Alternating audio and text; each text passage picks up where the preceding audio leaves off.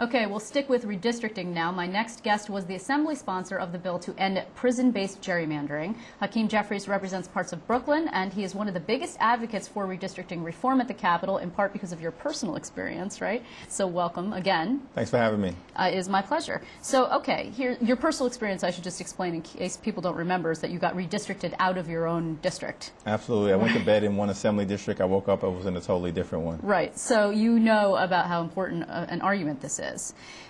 The issue now is that the Senate GOP, of course, is suing based on the issue of where prisoners are counted. So from an ideological standpoint, this is about, it's really about fairness for people of color, right? I mean, that's what this is about. Well, absolutely. The overwhelming majority of prisons in New York State are located in upstate rural communities, but the overwhelming majority of incarcerated individuals come from low-income urban communities of color in New York City and in other upstate cities like Albany, Syracuse, Rochester, and Buffalo.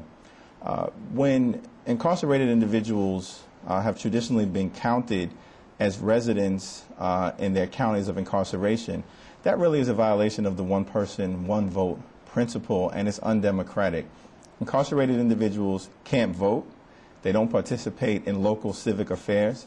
And the cost of their incarceration is, in fact, paid for by the state, not the local communities. And the overwhelming majority of incarcerated individuals come back home when their sentences are completed, and the average prison sentence is only 3 years.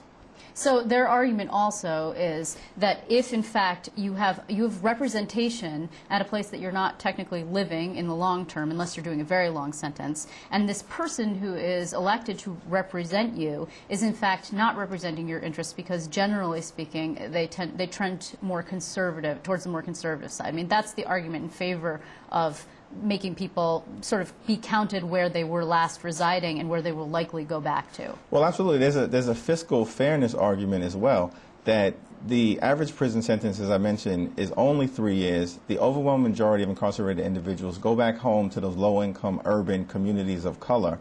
And it's those communities that then bear the financial responsibility of providing for the health care, the education, the job training, the workforce training, in order to successfully reintegrate those individuals back into society. Okay, but on the other side, you have individuals who are incarcerated. They're providing no service, quote unquote. They're not paying taxes, for example. They aren't having jobs in a community. They are certainly residing there. And they are providing, on the other side would argue, a drain on that community because that facility has to be supported by fire service, by police service, by infrastructure. And so therefore, the argument on the other side, which would be the people who have brought this lawsuit, these people should be counted here because they are providing a drain on our services and our tax dollars, and therefore they should be counted here, so we should have the political clout of representing them in our community. Well, that argument might be reasonable if it was factually true. But the reality is that the cost of incarceration is paid for by the state. And in fact, these rural upstate communities demand prisons and fight to the death to keep these prisons open, even when the beds are underutilized, because they're not economically disadvantageous to these upstate rural communities. They're an economic boom. They provide a source of jobs. And there is no drain on infrastructure. There's state reimbursement when additional infrastructure is needed.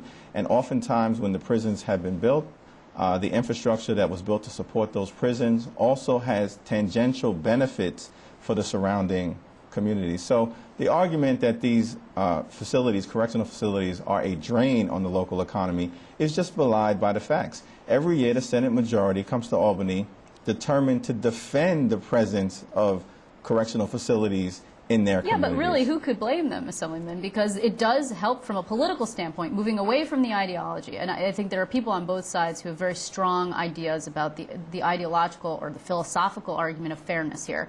But from a purely political standpoint, you get it, right? I mean, these people want, the Republicans who, by and large, control the districts where these prisons are located, want as many bodies as possible counted there, particularly people who don't vote there, who might vote Democratic had they been home.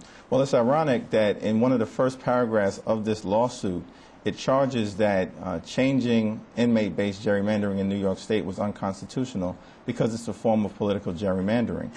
Anybody who has watched New York State politics over the last 50 years understands that the current Senate majority has been able to maintain its power by engaging in every type of political gerrymandering known to modern-day democracy. Right, and that's why, in fact, instead of making good on this promise that they made to former New York City Mayor Ed Koch and the New York Uprising plan, if you will, of independent and nonpartisan redistricting, they have passed a constitutional amendment that, in fact, will take the politics, theoretically, out of redistricting, but not in time for 2012. Right. You know, I'm clear that most, if not all, of the current members of the Senate Republican majority come to Albany to do the right thing for their communities and fight as hard as they can in a principled fashion for the communities that they represent. But the reality is that the Senate majority is demographically challenged. Those are the facts. The population loss in New York State has occurred in largely upstate rural communities that have traditionally elected Republicans. When you couple that with the fact that registration changes in New York State have been trending largely Democratic for the last several decades, the Senate majority is facing a very difficult political reality going into an election year where the president will be at the top of the ticket in New York State. Whether that's an explanation for the fact that all of a sudden we've seen an outbreak of constitutional scholarship in the Senate majority, I'm not sure.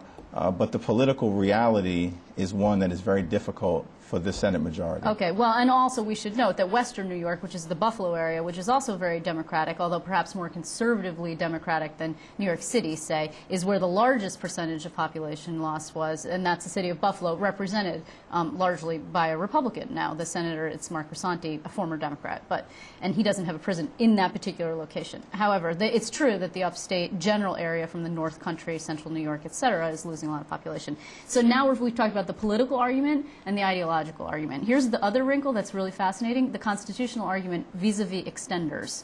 This is where the governor gets involved. And what is so fascinating is that this is the first legal challenge to this practice of making policy via an extender bill, which is something that, Patterson championed and pioneered, and really was hanging over your head as a state lawmaker when it comes to the budget process. I mean, would you say as a state lawmaker that you wouldn't want that challenge? You wouldn't want the governor's power to use extender bills as a cudgel, if you will, challenge? It's a great question, and let me say that I think there is a legitimate issue in terms of deciding what is the legislative prerogative to be a co-equal branch of government in terms of the budget document, which is the most important thing that the governor and the legislature can do in any given year.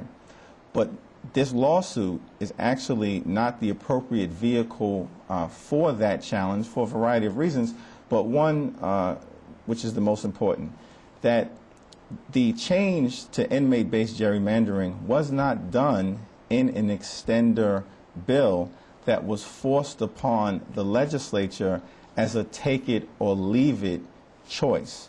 That the change was made in an Article 7 language bill that was negotiated by the governor, the then Senate majority, and the Assembly. But passed as a part of an extender, was it not? It was passed late. Well, it was passed late, but it was passed as a Article 7 bill, not as part of an appropriation bill. Right. Language versus numbers is Absolutely. what you're talking about. Language versus numbers.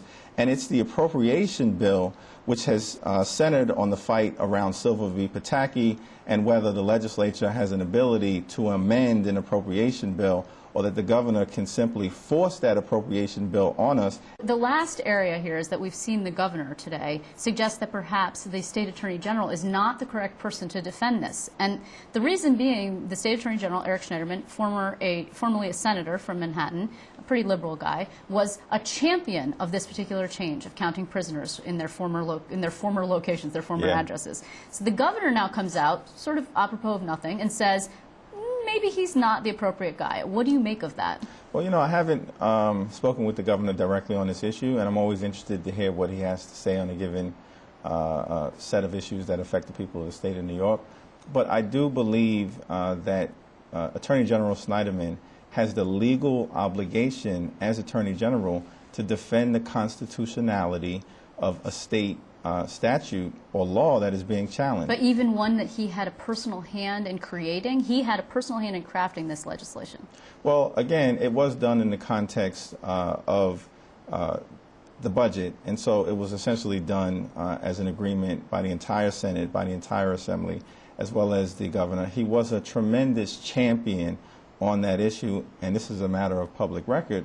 But there's nothing to suggest that in his new capacity as Attorney General, he does not have the integrity, the skill, the ability, the partiality or impartiality necessary in order to do his job as Attorney General. But this was actually a point that came up a lot during the primary and then subsequently the general election in 2010 for the Attorney General's office, which is to say this is a person who had a previous life as a senator, and then does he have the ability to step back and then, I don't know, investigate his colleagues, for example, which of course it looks like he is doing, at least one of them, for an example. And then is he able to sort of take out his personal positions and be an attorney for the entire state, regardless of whatever the interest is? Well, it would seem to me that if, for instance, he was asked to defend the constitutionality of a death penalty statute, if he was on record as being against capital punishment, that would be one thing.